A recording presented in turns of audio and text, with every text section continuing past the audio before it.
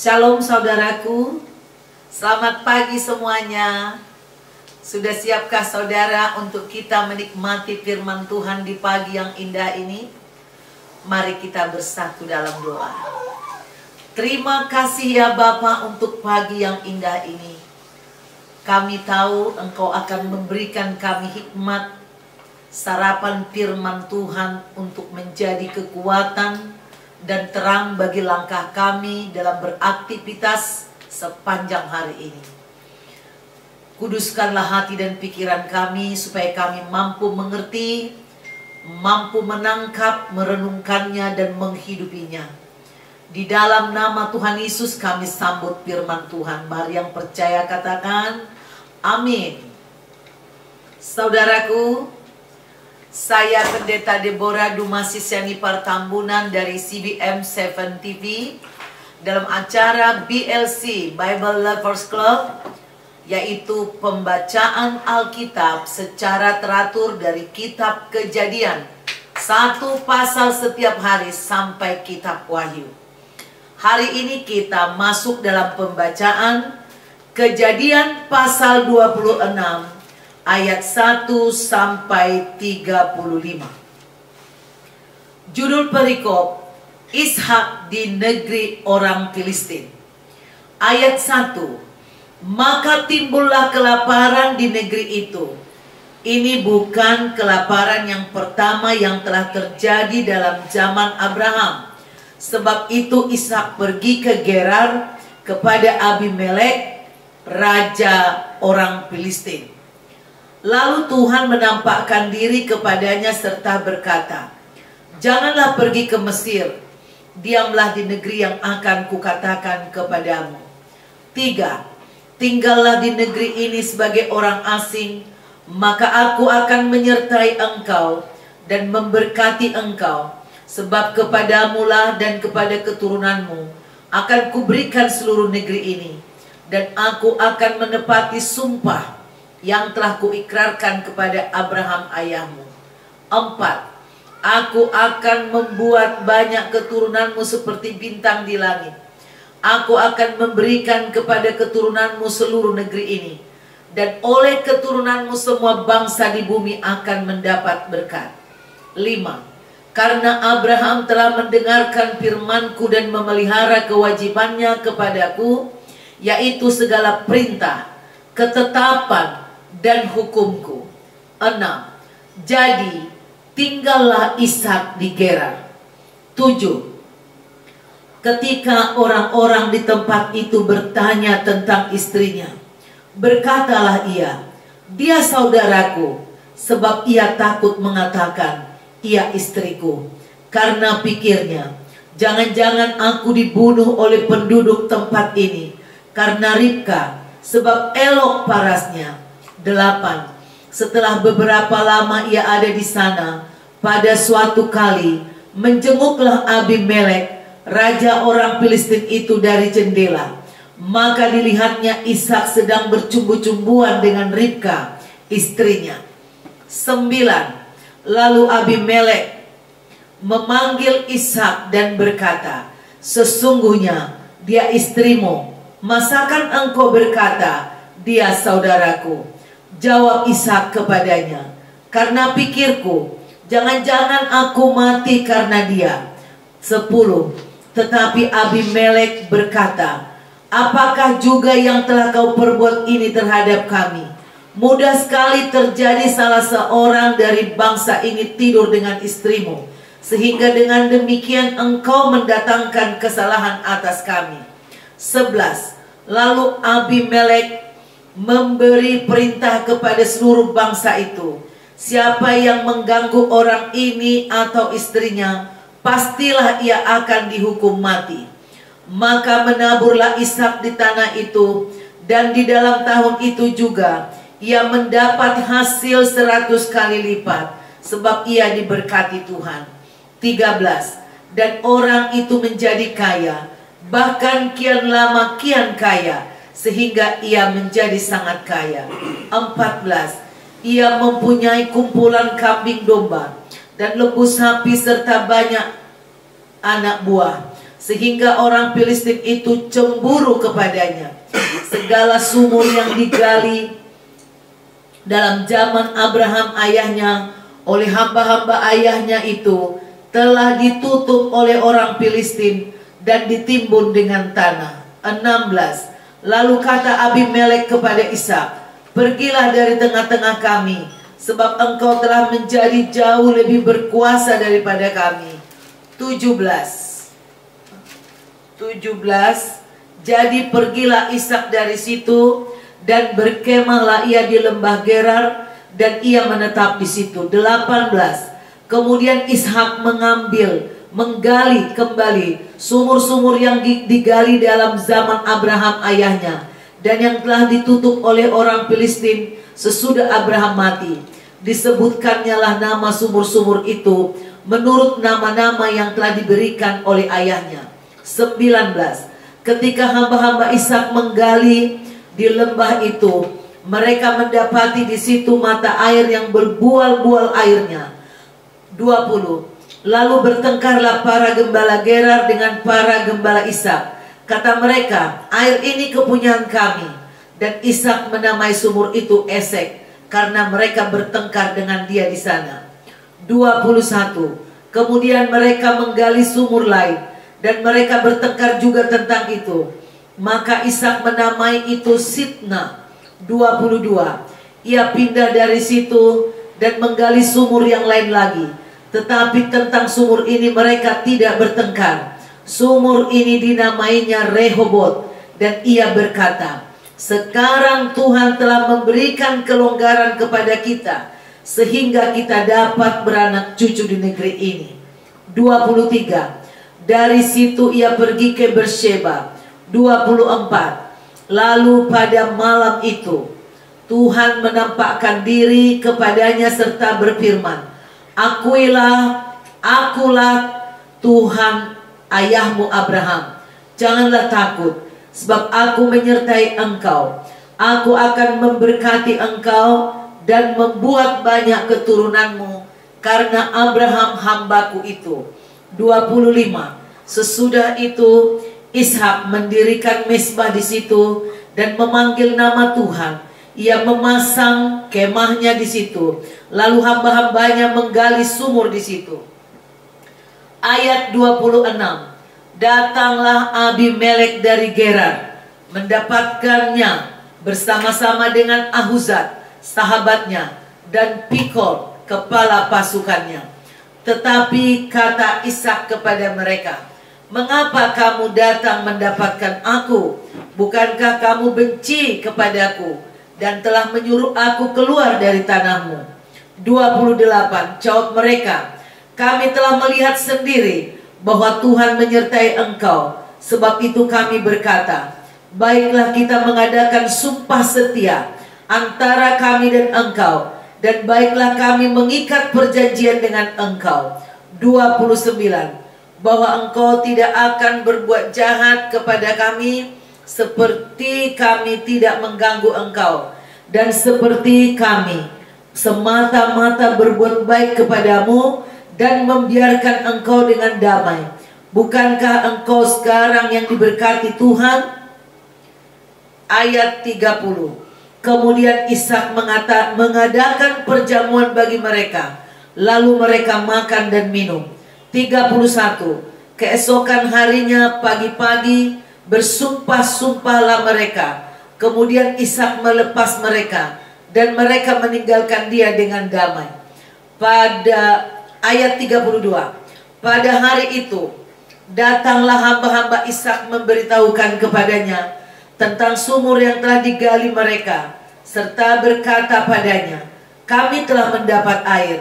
33. Lalu dinamainyalah sumur itu Sheba, sebab itu nama kota itu adalah Beersheba sampai sekarang. Ketika Esau telah berumur 40 tahun, ia mengambil Yudit anak Beri orang Het dan Basmat anak Elon orang Het menjadi istrinya. Kedua perempuan itu menimbulkan kepedihan hati bagi Ishak dan bagi Ribka. Saudaraku, firman Tuhan ini mengajarkan kepada kita, ya, tentang betapa perlunya membangun persaudaraan dimanapun kita berada. Memang ketika kita tinggal di negeri orang, di kota orang, ya seperti saya dari Sumatera tinggal di Jawa, kadangkala kalau kita hidup makmur karena kerja keras, karena berkat Tuhan, ada aja orang yang iri, saudaraku. Ada aja kesalahan kita yang dibuat-buat karena rasa cemburu. Tetapi jika kita hidup di dalam Tuhan, kita harus selalu mau mengampuni. Saya lihat di sini Ishak bolak-balik, ya, sampai ada jelas perkataannya, pergilah dari sini, kata Abimelek. Sekali lagi saya ingatkan, Abimelek ini bukan nama, tapi itu gelar, sama seperti Firaun, sama seperti Kaisar gitu ya. Jadi Abimelek yang ada di zamannya Abraham kemungkinan besar berbeda dengan Abimelek yang di zamannya Ishak. Nah, tanpa saudara lihat, ada persamaan, saudaraku, baik dosa yang dilakukan oleh Abraham, yaitu dengan mendustai Firaun, dan Abimelek mengatakan istrinya bukanlah istri tapi saudara. Ishak juga mengalami, karena dia ketakutan, dia mengatakan dia saudaraku, karena elok parasnya Ribka itu. Nah, tetapi suatu hari Abimelek melihat dia mencumbu Ribka dari jendela. Tetapi ini, saudaraku, ada hal yang luar biasa. Kalau kita sudah dipilih Tuhan, Tuhan sudah berjanji dalam hidup kita, meski kita melewati kehidupan yang sukar, Tuhan itu bisa pakai orang fasik atau siapa saja untuk memberkati kita ataupun menegur kita. Abimelek ini ternyata memiliki hati yang luar biasa baik. Jadi dia tadinya udah berniat, udah naksir sama Ribka, sama seperti Abimelek dulu naksir sama Sarah, ya, karena perkataan Ishak. Tetapi Abimelek ini takut akan Tuhan, ya, takut akan Tuhan. Nah, Abimelek ini orang yang tidak mengenal Tuhan, dipakai Tuhan menegur Ishak. Mungkin Ishak sudah terbiasa melihat papanya dulu berbohong. Ada beberapa kali berbohong, mengatakan oh ini. Akhirnya dia tiru. Nah, hati-hati saudaraku, kita sebagai orang tua, percakapan kita, kebiasaan kita bohong, kebiasaan dusta, kebiasaan menipu, kebiasaan apapun kebiasaan yang ada pada kita, baik atau buruk, akan ditiru anak kita. Secara khusus yang buruk itu paling cepat ditiru anak-anak. Jadi saudaraku, mari kita bertobat untuk setiap kebiasaan yang buruk. Nah, saudaraku, di ayat 12 dikatakan, menaburlah Ishak di tanah itu. Dalam tahun itu juga ia mendapat hasil 100 kali lipat, sebab ia diberkati Tuhan. Ini kuncinya, saudaraku. Di ayat 13 dikatakan, dan orang itu menjadi kaya, bahkan kian kaya, sehingga ia menjadi sangat kaya. Jika engkau menaruh imanmu kepada Tuhan, jika engkau mendengarkan janji Tuhan di dalam hidupmu, mungkin kau akan melewati masa sulit juga, masa kelaparan seperti yang dialami Abraham dan Ishak. Tetapi ingat, Tuhan itu bertanggung jawab. Dia akan jaga hidupmu. Karena itulah tadi di ayat 15, segala sumur yang digali di zaman Abraham ayahnya oleh hamba-hamba ayahnya telah ditutup oleh orang-orang Filistin, ditimbun dengan tanah. Nah, lalu Abimelek mengusir Ishak, ya, dari tempatnya itu. Akhirnya Ishak pergi. Namun di dalam, setelah dia keluar, dia menemukan beberapa sumur. Saya yakin ini mujizat Tuhan yang luar biasa. Di padang gurun, saudaraku, tidak mudah mencari air, apalagi sudah ditutup. Ya, apalagi sudah ditutup. Saya yakin Ishak ini dengan keahlian atau anak-anak buahnya dituntun oleh Tuhan untuk mengetahui bahwa ada sumur yang tertutup yang digali, sehingga bisa menemui ada 3 sumur, saudaraku, yaitu sumur Esek, sumur Sitna, dan terakhir Rehobot. Nah, saudaraku, akhirnya setelah dia dapat sumur Rehobot, dia mengatakan, sekarang Tuhan telah memberikan kelonggaran kepada kita, sehingga kita dapat beranak cucu di negeri ini. Dari situ dia pergi ke Beersheba, ya. Lalu pada malam itu Tuhan menampakkan diri kepadanya. Akulah Tuhan Abba, ayahmu Abraham. Jangan takut, aku menyertai engkau. Lihat, saudaraku, kalau Tuhan sudah mengatakan dia menyertai kita, dimanapun kita berada, kalau ada orang yang iri kepada kita, jangan kita layani kejahatan orang dengan kejahatan, kekasaran dengan kekasaran. Saudaraku, seperti Abraham, rupanya sifat yang baik dari Abraham ditiru juga sama Ishak. Ketika Lot mengambil ke arah Sodom dan Gomora, kalau kau ke timur, aku ke barat, kata Abraham, mengalah. Demikian juga Ishak ketika diusir oleh orang-orang Filistin, dia mengalah, dia pergi dan berkemah dia di lembah Gerar. Kemudian dia menggali kembali sumur-sumur dan bertemu sumur Esek, sumur Sitna, dan sumur Rehobot. Banyak sumur-sumur keuangan yang akan dibukakan Tuhan, dituntun kita mendapatkannya.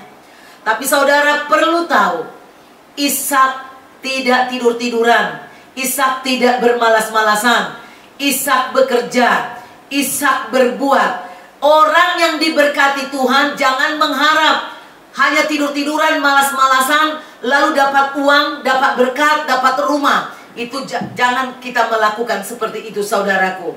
Tapi dengan berkat Tuhan kita diberi kekuatan, diberi kita hikmat, kita dituntun saudaraku, sehingga kita bisa menemukan apa yang tidak dilihat oleh manusia biasa, apa yang tidak dirasakan manusia biasa, apa yang tidak terpikir oleh manusia biasa. Kita pasti diberkati Tuhan, menjadi kaya dan sangat kaya seperti Ishak.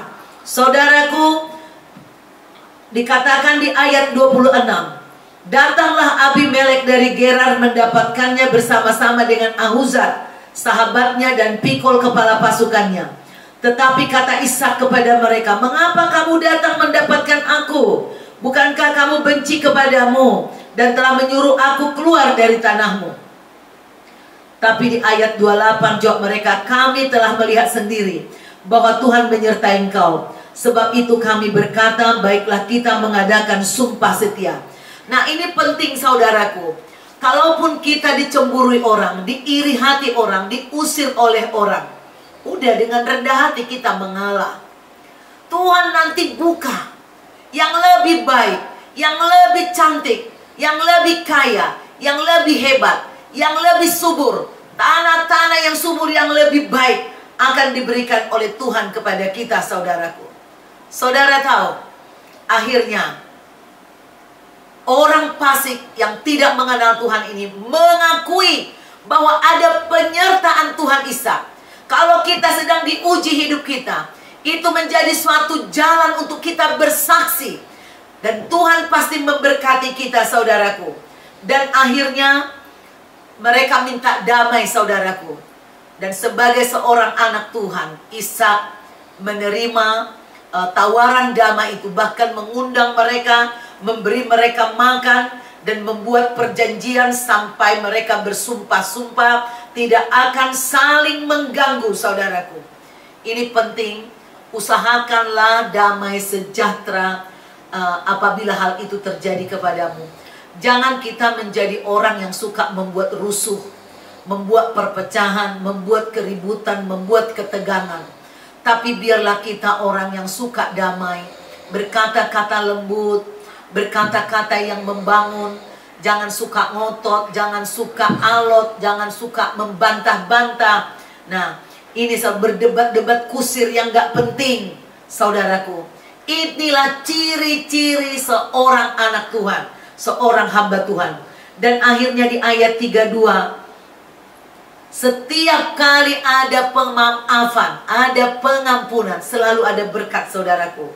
Setelah Ishak mengampuni orang yang musuhnya tadi mau berdamai, di ayat 32 dikatakan, pada hari itu datanglah hamba-hamba Ishak memberitahukan kepadanya tentang sumur yang telah digali mereka, serta berkata kepadanya, kami telah mendapat air. Lalu dinamailah sumur itu Sheba, sebab itu nama kota itu adalah Beersheba sampai sekarang. Beersheba sampai sekarang.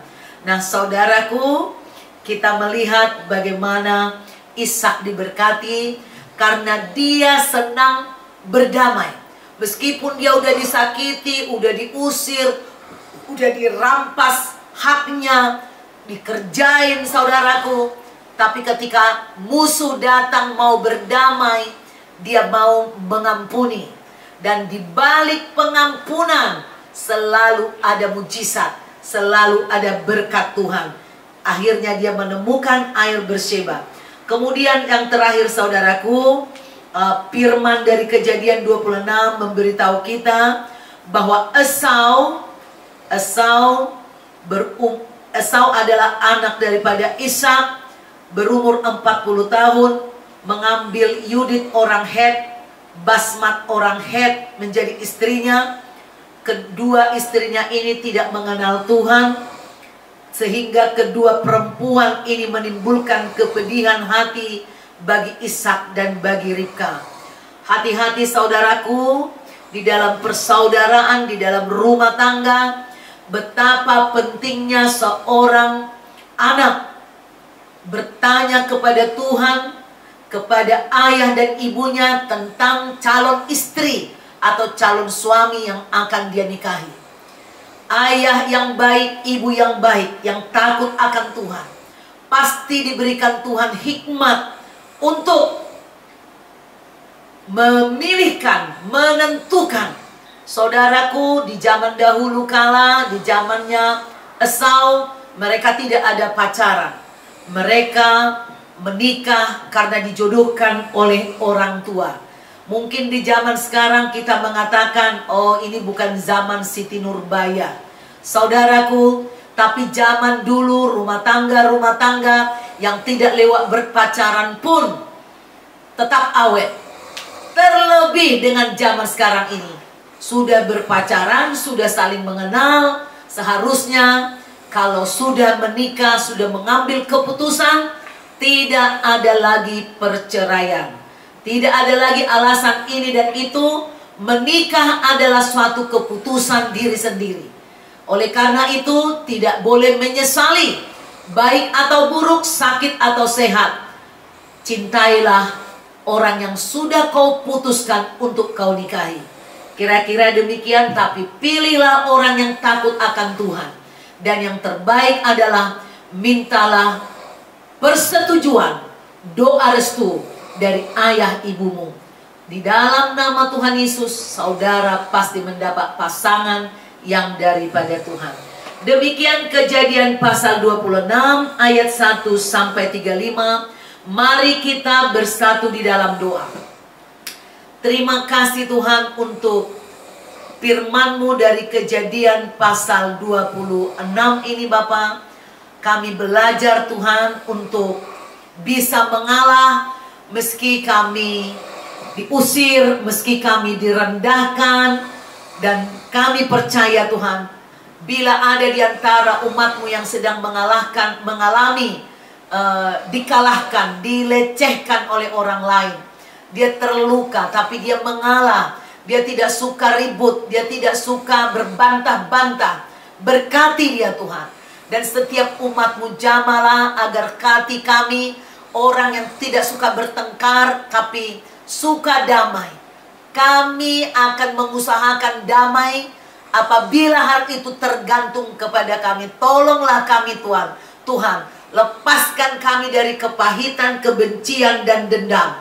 Berkati Tuhan supaya kami para orang tua, Kau berkati anak cucu kami, menikah dengan orang-orang yang tepat, orang-orang yang seiman, orang-orang yang takut akan Tuhan.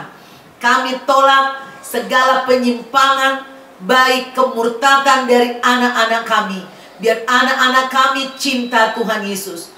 Juga Tuhan, kami tolak segala roh selingkuh dari jemaat Tuhan, semua Tuhan, dalam nama Yesus.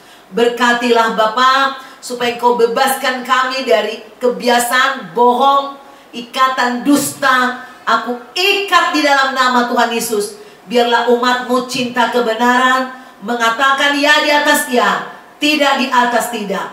Tuhan, ampuni kami untuk semua dosa kesalahan yang terdapat di dalam diri Ishak, dalam diri Abraham, yang ada juga pada kami. Tolonglah kami Tuhan, jangan sampai kami mengalami dipermalukan. Biarlah hidup kami benar-benar memuliakan Engkau. Hari ini kami siap-siap beraktivitas Tuhan. Kami angkat tangan kami kepadamu. Tuhan, memberkati semua umat-Mu yang mengikuti pembacaan ini. Beri mereka kekuatan dan kesehatan, tenaga, sukacita untuk mengerjakan setiap pekerjaan yang ditanggungkan kepada tiap-tiap orang.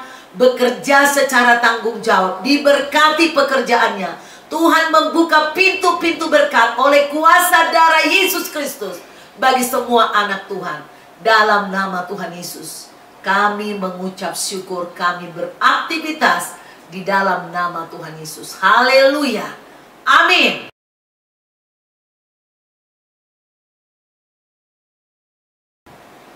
Saudaraku, bila engkau terberkati dengan firman ini, jangan lupa selalu ya, klik CBM7 TV atau CBM7 TV. Dan saudara, like. Jangan lupa like-nya, komen saudaraku. Kalau ada pertanyaan yang kurang dipahami, perlu tahu, di kolom komen aja ketik. Kemudian saudara subscribe bagi yang belum, pasang lonceng supaya terus muncul. Dan kemudian share-lah kepada orang lain. Jangan lupa kita semua mengemban amanat agung, memberitakan Injil sampai ke ujung-ujung bumi. Saudara tidak perlu capek, tinggal kirim firman ini dengan 2 jari kepada orang, kepada teman-teman, kepada sekampung atau siapapun yang saudara kenal ingin diberkati Tuhan. Sampai jumpa besok pagi. God bless you.